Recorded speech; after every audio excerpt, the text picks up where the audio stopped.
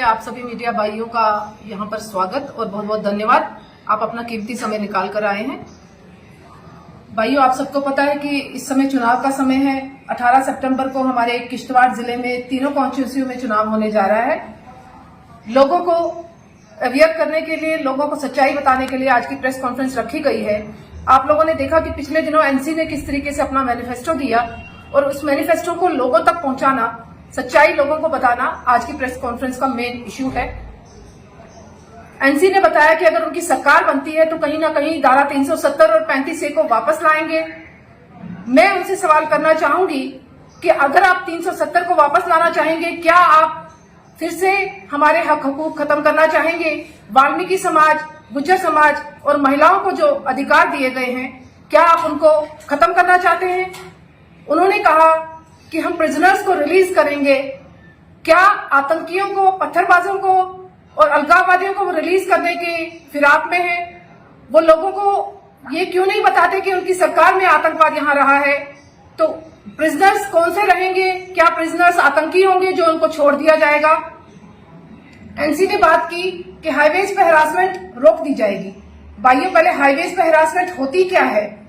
Highways पे अगर होती है तो फ्रिस्किंग होती है, कहीं ना कहीं वहां पर जांच पड़ताल होती है कि कहीं कोई ऐसी गतिविधि तो नहीं हो रही, कोई आतंकी तो नहीं गाड़ियों में जा रहे। तो क्या वो उन आतंकियों को खुलेआम जम्मू कश्मीर में घूमने देने के लिए सरकार बनाना चाहते हैं? उन्होंने कहा कि वो कश्मीरी विस्थापितों के लिए कोई योजना बनाएंगे। पहले वो लोगों को ये जवाब दें, कश्मीरी पंडितों को ये जवाब दें, जब उनका विस्थापन हुआ था सरकार तो उन्हीं की थी, एनसी और कांग्रेस की। जब उनके विस्थापन में उनका हाथ था, जब उनकी हत्याओं में उनका हाथ था, जब महिलाओं के बलात्कार में उनका हाथ था, तो आज वो ये कैसे कह रहे हैं कि उनके पुनर्वास की वो योजना बनाएंगे? उन्होंने कहा कि जो हमारे सम्मान योग्य मंदिर है वहां पर शंकराचार्य और हरि पर्वत, उसका नाम बदलकर तख्ते सुलेमान और कोई इस्लामिक नाम देना चाहेंगे। तो एनसी की मंशा बताती है कहीं ना कहीं वो जम्मू कश्मीर को फिर से एक इस्लामिक दिशा में ले जाना चाहती है, कट्टरवाद की तरफ ले जाना चाहती है, जो लोग बिल्कुल पसंद नहीं करेंगे। उन्होंने कहा वो पीएसए को खत्म करेंगे, जबकि पीएसए लगाने वाले जो थे उनके शेख अब्दुल्ला जी के द्वारा 1978 में लगाया गया। आपको पता होगा कि उस समय लकड़ी की तस्करी होती थी, उसके रोकने के लिए वो पीएसए बनाया गया था। बाद में इन्होंने अपने पॉलिटिकल रिवेंज के लिए इसको यूज किया। तो ये लोगों को वो बताएं कि पीएसए लाने वाला कौन था और खत्म करने वाला कौन है। ये सच्चाई लोगों को बतानी बहुत जरूरी है। एनसी की मंशा बताती है कि वो 1990 वाले फिर से हालात जम्मू कश्मीर में करने को तैयार हैं। आपके सामने यहाँ की जो किचलू है, कहीं ना कहीं उन्होंने सरेआम थ्रेट किया लोगों को। वो थ्रेट भी लोगों को पता है, इससे लोग बेवकूफ नहीं बनने वाले। वो मंशा रख रहे हैं कि सरकार बनाएंगे, मगर मुझे नहीं लगता कि लोग उनको वोट देकर फिर से 70-75 साल की जो राजनीति रही है यहाँ पर, उसके लिए वोट करेंगे। मैं आपके माध्यम से लोगों से आह्वान करना चाहूंगी कि इस बार का वोट, आपका वोट बताएगा कि आप किस सरकार को बनाना चाहते हैं। क्या हत्यारों की सरकार बनाना चाहेंगे? क्या आप उग्रवादियों की सरकार बनाना चाहेंगे? या मोदी जी का जो विजन है जम्मू कश्मीर को एक नया जम्मू कश्मीर बनाने का, जिसके लिए हम लोग काम कर रहे हैं लगातार, उसका सरकार बनाना चाहेंगे? इनकी मंशा ये भी बताती है, वो बात करते हैं कि हमें पाकिस्तान के साथ डायलॉग करना है, जबकि हमारे मोदी जी कहते हैं कि हमें कोई डायलॉग नहीं करना जब तक टेररिज्म खत्म नहीं होता।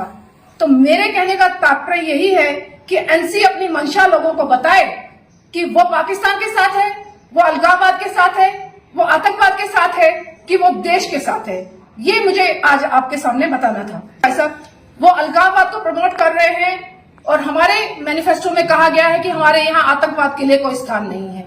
हमारे मैनिफेस्टो में कहा गया है कि मां सम्मान योजना के तहत जो घर में वरिष्ठ महिला होगी उनको 1 साल का 18,000 रुपया सालाना दिया जाएगा। हमारे मैनिफेस्टो में कहा गया है कि 1,000 अगर पेंशन थी तो वो कहीं ना कहीं 3,000 कर दी जाएगी अगर हमारी सरकार बनती है।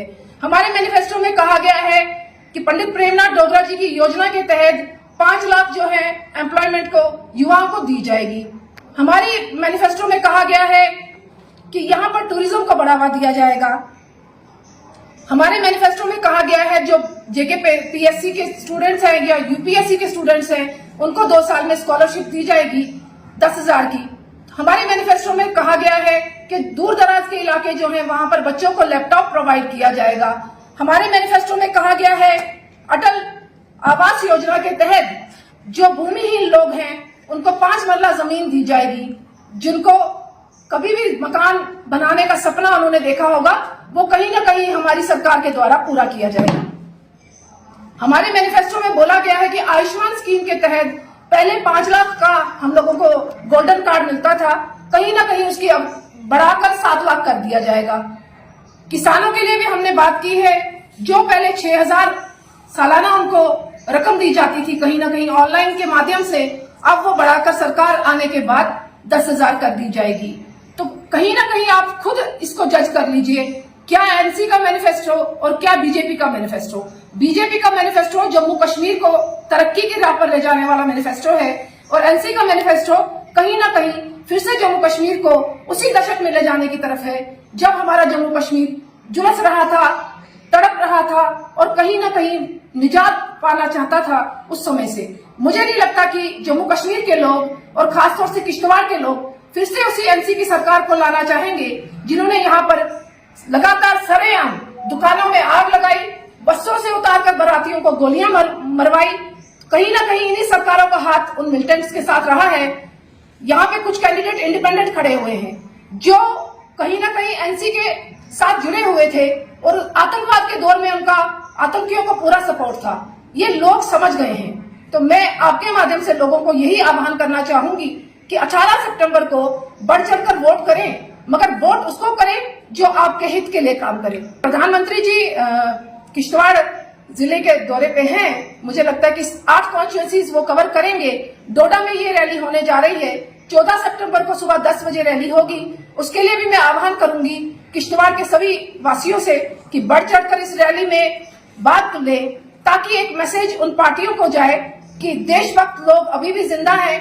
देशद्रोही जितनी मर्जी कोशिश करें जम्मू कश्मीर को बांटने की, वो सक्सेसफुल नहीं होगी। सब डोडा में ही होगी, बट ये सारी कॉन्स्टिट्यूंसी कवर होंगी, जिसमें रामबन भी होगा, बानिहाल भी होगा। ये सभी कॉन्स्टिट्यूंसीज उसमें कवर होंगी। 8 के करीब कॉन्स्टिट्यूंसीज उसमें कवर हो रही है। असल बात यह है कि ये पार्टियां अपनी हार मान चुकी हैं, कहीं ना कहीं ये समझ चुकी हैं कि जम्मू कश्मीर की जनता ने डिसाइड कर लिया है कि वो 70-75 साल की राजनीति जो इन सरकारों द्वारा रही है उसको खारिज कर रही है।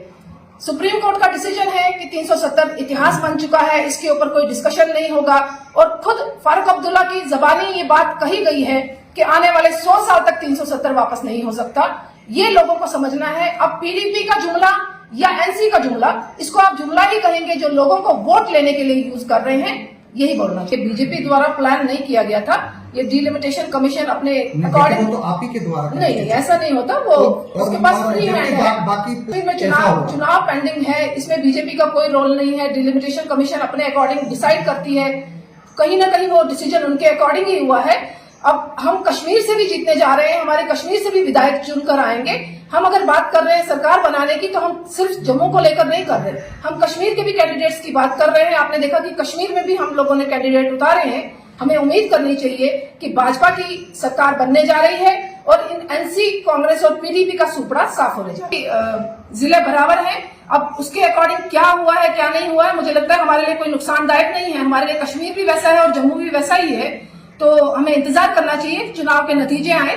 इसमें कोई फर्क नहीं कि कोई पार्ट वहां जुड़ता है या यहाँ रहता है। हमें डिसीजन पे देखना चाहिए कि रिजल्ट के दिन रिजल्ट क्या आता है। देखिए, धर्म की राजनीति बिल्कुल नहीं हो रही है, बीजेपी के द्वारा तो बिल्कुल नहीं हो रही। एनसी के दौरान लगातार मुझे लगता है कि इतने 70-75 साल में हिंदू मुसलमान की ही राजनीति कर रहे थे। वो लोग हिंदुओं को भड़काने का काम कर रहे थे कि बीजेपी जो है वो हिंदुओं के अगेंस्ट पार्टी है। मगर कल मैं भुजवा में गई थी, यहाँ पे इंद्रवाल कॉन्स्टिट्यूएंसी में, वहां पे हिंदू मुसलमान दोनों भाई बैठे थे और वो समझ गए हैं कि इनकी चाल क्या है। वो खुद कह रहे थे कि इन्होंने अपने बच्चों को सेटल किया, इन्होंने हमारे बच्चों के हाथ में पत्थर दिए। अब लोग जागरूक हो चुके हैं जम्मू कश्मीर के। धर्म की राजनीति बिल्कुल नहीं चलेगी, अब डेवलपमेंट की राजनीति चलेगी। अब यहाँ जम्मू कश्मीर में जम्मू कश्मीर को नया बनाने की राजनीति चलेगी, ये आपको दिखेगा। बीजेपी कभी भी देशद्रोहियों के साथ नहीं जुड़ती, पहली बात। दूसरा, आपके माध्यम से मैं लोगों से आह्वान जरूर करूंगी कि अपने वोट के राइट को पहचानें।